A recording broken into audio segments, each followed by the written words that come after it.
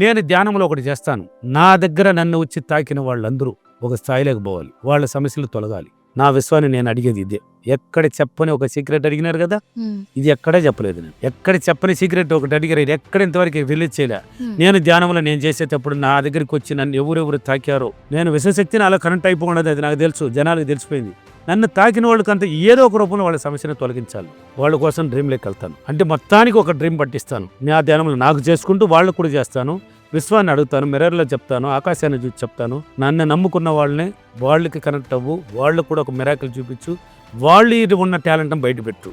వాళ్ళు అప్పుడే నీ విశ్వమణి బాబు పేరు ప్రఖ్యాతులు పెరుగుతుంది అని నేను ఇలా విజువలైజేషన్ చేస్తాను, అడుగుతాను. అలాగనే పుట్టునే ఉంది. ఇంతకు మించిన మిరాకిల్ ఏం కావాలి? విశ్వమణి బాబులో శక్తి ఉండేది నిజమైతే నా ఇంట్లోకి ఇప్పుడు పెద్ద పాము రావాలని అడిగింది అంట. ఫీడ్బ్యాక్ ఇచ్చింది ఆమె వచ్చి. చిన్న పాము కాదు, పెద్ద పాముని అడిగింది. బడా పాము వచ్చేసిందండి ఇంట్లోకి. బడబడ నిన్ను వస్తున్నదండి. ఊరు నాయన భయపడి అరస్తుంటే ఊరికి వినలేదు. ఏవికి వినరాదు. అది అవిశ్వశక్తి అక్కడ కట్ చేస్తుంది. నీకు మాత్రమే వినబడుతుంది అని వచ్చేది. పక్కనుండే వాడు కూడా వినబడదు. మళ్ళీ నాయన విశ్వమణి బాబులో శక్తి ఉంది, తెలిసిపోయింది, ఈ పామును బయట పంపించంటే మళ్ళీ వెళ్ళిపోతుంది. ఇది నేనేం చేయదు. ఫీడ్బ్యాక్లు చూడు, అదిరిపోయే ఫీడ్బ్యాక్లు ఉంటాయి. డబ్బే కాదు, ఆరోగ్యపరంగా కానీ, నువ్వు ఏమనుకున్న పిల్లల చదువు కానీ, వ్యవసాయదారులు కానీ అన్ని పరంగా ఉంది. ఇంతకు మించిన వ్యూవర్స్కి ఏం చెప్పాలి? నేను అనుకుంటే ఇలా జరుగుతున్నాయి, నేను ఏమనుకున్నా జరుగుతుందని. అంటే ఇతరుల గురించి అనుకోను.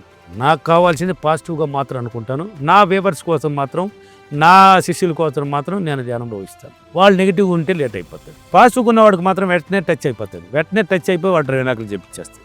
ఓకేనా? ఇంతకు మించిన ఆనందం ఏం కావాలి? ఇంతకుమంది నా వ్యూవర్స్కి ఏం చెప్పాలి?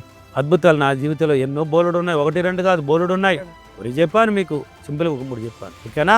సార్ నాకు ఒక డౌట్ ఉంది. పేదవాడిని చూసినప్పుడు వీడు పేదవాడు, వీడు ధనవంతుడు, వీడు మంచోడు, వీడు చెడ్డోడు అని వింటూ ఉంటాం మనం చాలా. అది ఓకే. సో ధనవంతుడు అంటే ఓకే, పైసలు ఉన్నాడు ధనవంతుడు. పేదరికం ఉన్నాడు పేదోడు, అబ్బా నా దగ్గర పైసలు లేవు, నేను పేదోడిని అని అంటూ ఉంటారు. వాళ్ళు పేదోడేనా అంటే అలాగని చెప్తూనే ఉంటారు. ఏదైనా డబ్బులు అడిగితే నేను పేదోడిని, నా దగ్గర ఎక్కడ ఉంది, నేను పేదరికంలో ఉన్నాను సార్, నాకు కూడా కాల్స్ వస్తుంటాయి. సార్ నేను చాలా పేదరికంలో ఉన్నాను సార్, ఊరి పాపిస్తోలేరా, ఇలా ట్రైనింగ్ ఇచ్చే పేదవాళ్ళు అయిపోతున్నారు.